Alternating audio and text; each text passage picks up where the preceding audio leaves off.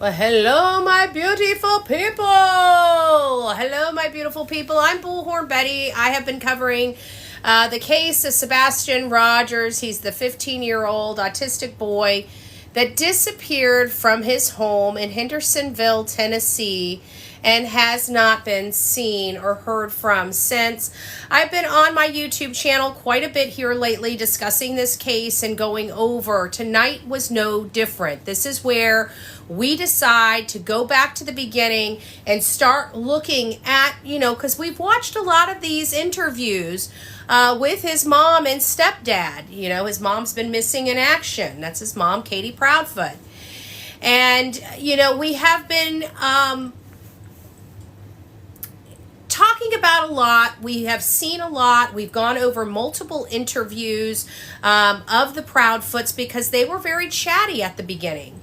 And so we wanted to keep them talking. So they were bouncing from channel to channel. Well, we had an opportunity to go back and look at two of them. Hi, Real Me Too, Shay. It's nice to see you. Rose, good evening. It's nice to see all my beautiful people here on TikTok. But again, we are covering the case of Sebastian Rogers, and of course, I'm fighting back because I'm asking, did Katie do the unthinkable? And it's hard not to think that she didn't. We've been watching this case from the beginning. It hasn't made sense for a while. If you guys are very interested in this case and you have been following it, you're going to want to go to my YouTube channel and you're going to want to watch tonight's show. We look at two interviews. One is what I call the green shirt interview, where they actually interviewed 8 days after their child disappeared, and they interviewed with a reporter. And this reporter had to kind of coax them through, but we weren't looking because we've already seen it so many times, right? We already saw what they've had to say since day 8 of this case. So I wanted to look at something a little bit different. I wanted to look at their behaviors with one another. Were they consoling? Did they look affectionate? Did they look like they cared? Were they having the attitude and the behavior of caring parents that are missing their child, that have not seen their child since, for an extended amount of time? And I didn't want to answer that question for my audience. So you know what I did? I played it for them and let them see. And we focused on their behaviors. Only their behaviors, not what was coming out of their mouth. I mean, of course, I gave commentary on the garbage that was coming out of their mouth. But that, at the end of the day, we were looking at the relationship of Katie and Chris on screen. They're separated from each other. They will not touch each other. They won't look each other in the eyes. There's a lot of weird, hey, Cooper, it's nice to see you. There's a lot of weird, behaviors between them. Oh, Sonia did it. Sonia made this for me. And so that is where we have our issues. We also did a test just the other day about the sea bags. Now, these sea bags, as you can see, they hold quite a bit. They're strapped on the side. And we actually had a child that was 5'9" get into the bag, and the bag comes up to right about their waistline area, give or take a little bit. And there was still a lot of room left in, this way. And I just thought it was very important that we see these because I've learned that Katie does not have a large suitcase, okay? So with that being said, does Chris? I don't know. And why are we saying this? Because we're taking a lot of the stuff that we followed over the years, like Letitia Stout with the Gannon Stout case, Her stepson was literally in a large suitcase sitting there in the hallway, in the hall closet, when law enforcement was going through the home doing their initial search. That's pretty crazy. And that's why it comes down to, why do we have the directives of the National Center of Missing and Exploited Children? Because they tell you to treat the house as well as the child's room as a crime scene. This is not for the hundreds of kids that run away from home and come home in a few hours. This is established. This is a directive. This is best practices for the children that don't, right? If you do the same thing over and over again, you don't have to worry about making any mistakes. But it seems to me that maybe they're not accustomed to not having a runaway kid and having a kid that's in danger. Because they didn't seem, law enforcement, that's what I'm referring to, didn't seem like they made the house or his bedroom truly a crime scene. Because we heard from Seth's interview with me on my channel, I had an exclusive interview with him, I learned that they were sitting inside the home. And he didn't really like he thought that the conversations they were having were inappropriate. And when I, kind of pried a little bit on what was so inappropriate about the conversations, he states that it's because they were talking about selling jewelry and going on vacation while his son is missing. And they didn't seem to have a care in the world. There was a major breakdown in and around that area. If you guys remember, within 3 days, Christopher and Katie are fighting with Seth and throwing them out of their house for a stupid reason. And we also learned that it was the 3-day mark that this case took a major turn. It took a major turn in a different direction. And that came from law enforcement themselves, right? So what actually caused this major situation to blow up between Chris and Seth and Katie? Well, according to this is why I say that they got into a fight over something stupid.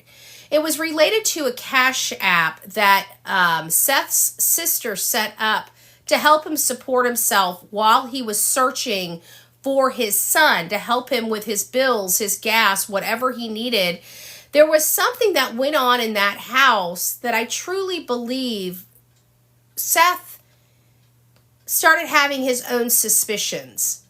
And I really truly believe that when he was there, he was probably asking questions. And I think it ended up frustrating Chris to the point that he just needed to find a fight. You know, we women know about the fights, right? If we are kind of in a foul mood and we want somebody, what do? We get into an argument with those people. Do we not? I mean, come on. You guys can't lie, okay? You can't lie. You're not allowed to lie tonight. But you know, if we want to, we can kick up a fuss, right?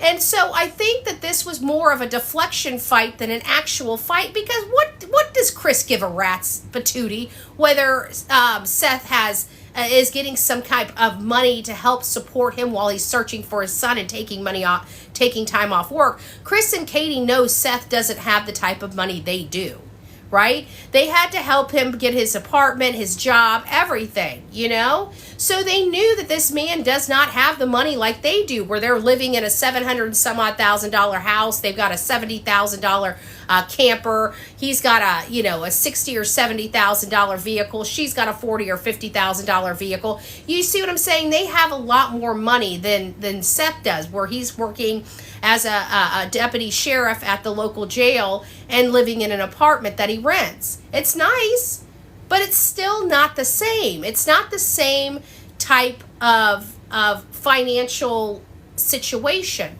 So that's why I think it was a fight that was made up just in an effort to get Seth out of the house. I think there was something majorly going on, and they could not talk privately without Seth being there. And I think it was a fight that was manufactured for all intents and purposes, you know?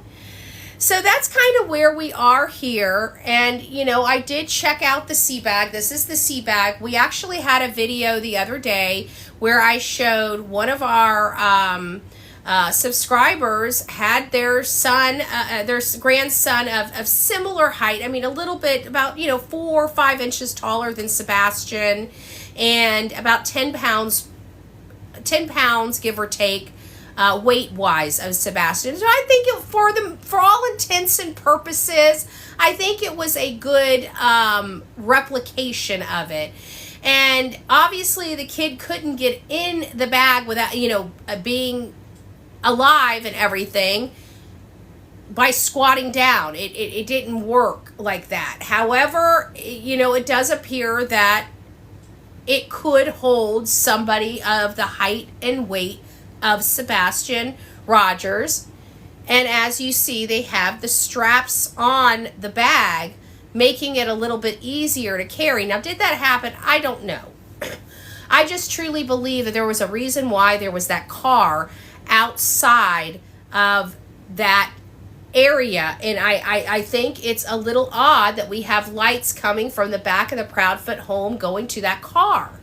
And I find it even further odd that only one light ended up going back to the house, and the next morning there was only one person in the home.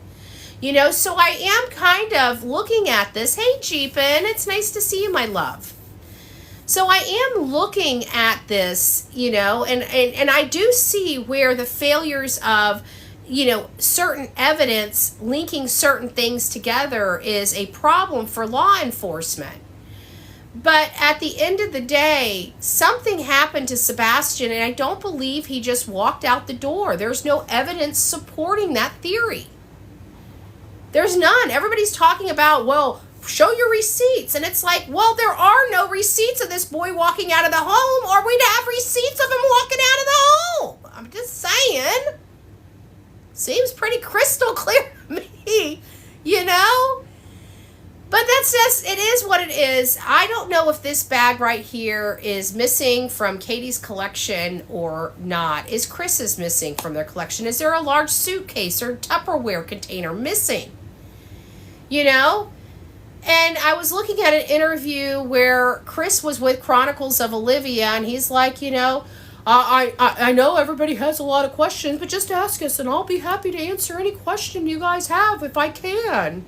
And it's like, we've been asking you a whole bunch of questions, and you don't answer any of the damn questions we ask you. None of them do you answer. None of them. I'm not going to stay on here too awfully long, but at the end of the day, you just can't fix stupid. All right? You can't fix stupid. And you guys look at the thumbnails behind me. These thumbnails that I'm using behind me are the thumbnails of my videos on YouTube. So you should be able to find them and find them fairly quickly. I've got a lot of injuries on my hand because I got a hold of a weed eater and a mower, a push lawn mower. So there are some funny content in there if you guys are interested. I beat myself up. So yeah, it's kind of comical. I got to be honest with you. It's kind of comical. And we also had coffee time this morning where we really just had a good conversation about a lot of different things that I hope you guys go over there and check out. But lastly, our beautiful mascot, our beautiful Delilah, she made her trip to a Walmart today. Today was her first trip to Walmart. It was the first time that I had an opportunity to use my little carrier out in the public, and I wanted to see how she acted, with different people, different scents, walking around a store and see how well she did. And I gotta be honest with you, she did absolutely amazing. She was very curious. She stayed in her bag. She didn't try to jump out. She didn't whine or whimper or anything like that. She did an amazing job today at Walmart. And so I was super stoked because, she's going to be traveling with me. So I'm super, cautious about what we do and where we go. But getting back to the Sebastian Rogers case and getting back to whether or not Katie did the unthinkable. And I know this is not the most appealing thumbnail in the world, right? Nobody wants to think of this. Do I think it was this graphic? Of course not. This is more just to tick the people off that, do the dirty. So I figured, what the heck, you guys notice that Chris has got the shovel? Chris has got the shovel. She got, I do believe something happened inside that home. There's not a whole lot you're going to be able to change my mind when it comes to that and how awful it is, because at the end of the day, Sebastian deserved and deserves to be with his father. He was just, like right now, he would be living with his father. And things just didn't work out for him. And I just find it awfully sad, you know. I find it awfully sad that Chris and Katie won't go out and look for him. Chris and Katie have stopped all communication. Chris and Katie ran away from the home. Chris and Katie blocked their social media so that people couldn't see them. They weren't posting for their son. They weren't asking. I mean, they were asking everybody to please, keep his name out there. Please keep talking about them. Please post flyers. Please do this. Please do that. And every time somebody did exactly what they asked, they ran them off and they tried to intimidate them. These are not actions of parents that have nothing to hide. And no matter how you want to look at it, whether you believe they're nonsense or not, look at their actions. And that's why I want you to go back to the Green Shirt interview and the Chronicles of Olivia interview, and I want you to look at that, especially the Chronicles of Olivia. This is when they hadn't had their son for 20 some odd days. 20 days. 20 days. If we would apply the Riley strain, Mom, Katie would be a freaking wreck and hard to keep herself together, and she's just cold and so nonchalant about her child missing from her own home. The second interview, when I mean second interview, is I showed the Green Shirt interview, the news interview, and then followed by the second interview, which was Chronicles of Olivia. And you see by the 20th day, you see literally no emotion. They are just absolutely dead. Chris and Katie are apart. They're not looking at each other. They're not talking to each other. They're not holding each other's hands. They're not they don't even look like a husband and wife. It doesn't even look like there's a stitch of love between the two people. It is, if you just take the sound away and look at their behavior, you wouldn't even know that they're on the show about a missing child. It's highly disturbing to me, almost more disturbing than the first few times I watched it, because now we're looking at something totally different, So I hope you guys get over to the YouTube channel. I hope you guys check it out. Let me know what your thoughts are. Please don't forget, my email address is bullhornbetty@gmail.com. If you have a perspective, if you have a place that you think that needs to be looked that nobody's looked at, if you have maps, if you have your theories and where you may think he is, send me an email and tell me why. These are important things, and we all have to work together, because let's face it, it seems like law enforcement dropped the ball at the beginning. It doesn't seem like they treated this house or his room like a crime scene like they should have. It seems like they didn't take latent fingerprints. It sounds like they didn't even do forensics inside the home. We've been looking in group homes. We've been looking at autistic centers and stuff like that. And we've been looking at their requirements. And the only place that he could possibly be is a psychiatric ward. That's the only place he would be admitted without his mom and father both signing him in.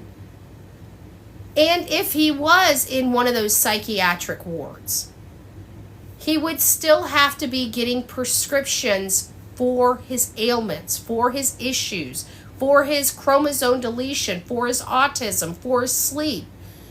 These are highly regulated drugs that require prescriptions and a paper trail. So you're not getting that in this case. A lot of people said, well, they just wanted, Sebastian away so they could get Faith. Watch how quickly he is found when Faith leaves their home. Well, she's been gone now for a while, since July 25th. Okay? And Sebastian hasn't just popped up. He's still missing, and his parents, to me, are hiding. His mom and stepfather are hiding. Those are telltale signs something isn't right. These are why we call these things red flags. Right? Because while they're not, the proverbial gun in the suspect's hand, it does allow us to gauge their behavior and who they are as people. And when in the world has any of our parents here on this channel not freak out if they don't know where their child is? Like, seriously freak out. I mean, I can understand you being in denial for 24 hours, 48 hours, 72 hours. But at some point, it had to click. And where is that in them? You're not getting that. I know, I freak out. I actually use that as an example. Lena, I use that as an example on my show tonight. I've only had Delilah for a few weeks. And if I couldn't find Delilah, a dog, my puppy, after only a few weeks, I would be losing my stuff. I would be a mess. And this is a puppy.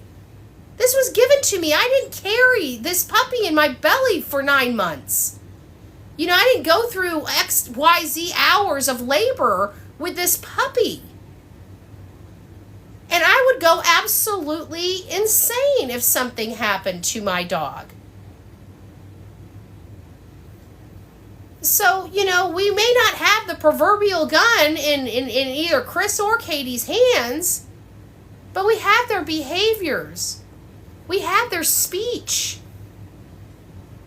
We have their insincerity. We have their lack of grief, lack of concern. That tells us a lot about a parent, don't you think?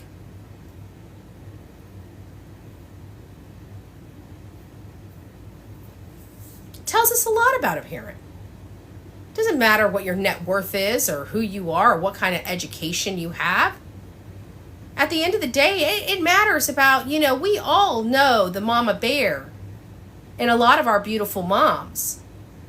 Where's the mama bear in Katie? Where's the papa bear in Chris?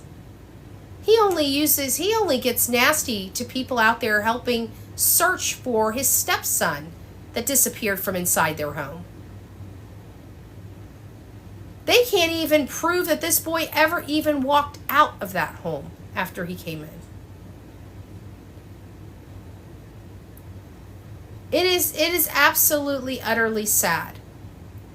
Don't forget, we have a vigil going on that's going to be in Clarksville. We're looking for still a road captain and a team lead. If you have a motorcycle and you would like to participate and you'd like to be a road captain or a leader, please reach out to, I can't remember Tony's email. Oh, I think it's Dad Burnett. I can't remember. Reach out to bullhornbetty@gmail.com. I will make sure that he gets the request.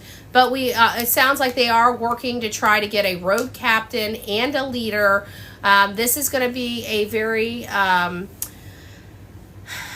personal vigil because they're going to be, Sebastian loved animals. And so in Sebastian's honor, they're going to be raising some money for Kayla's Mutt Motel. And this is a facility that adopts animals out and takes care of animals and things like that. And it's going to be for a great cause. If you guys would like to participate in it, I will be there. I will be at Kayla's Mutt Motel, I think is what it is, or maybe it's Kayla's. I'm sorry if I messed it up. I do have a flyer on all of my channels. I'll make sure that it's up in my community tab on YouTube later today. But it's going to be, they're going to be raising money for that nonprofit and taking a ride over to a private location where they're going to be offering, I think, hamburgers, hot dogs or something like that, some food. And and that's where you're going to have the prayer vigil and some words, some words of encouragement. I'm really kind of I'm sorry that we have to be here 6 months later. I wish this boy would have been found, and he would have been found safe. And there's still some hope that he will be, but 6 months is an awful long time to be out there in the wilderness with no shoes, no socks, no jacket, no change of underwear, no other clothes, no food, no money, no toys. It seems like he would be having a total and utter meltdown and breakdown at this point. So I really hope you guys go over there and support the cause. If you're around the Hendersonville area or the Clarksville area, please come over and consider hanging out with Sebastian's Army. We're always going to be Sebastian Strong. We're going to continue to try to help this family as much as we can to keep Sebastian's name alive. We don't want this getting dust, despite many creators on YouTube that are trying to hurt Seth and silence the story about Sebastian. All right, guys, God bless. Take care. Thank you for hanging out with me for a little bit. We'll start getting back on the routine of seeing you guys in the morning as well as in the evening. It's just that I've had a few things that were holding me back, and I've been under the weather, so I'm just now starting to feel a little better. So God bless each and every one of you. Have a happy Saturday evening. And please, if you are indulging a little bit, just remember, Arrive Alive, Uber, Tow to Go, anything you need to. Have fun, but do it responsibly. God bless.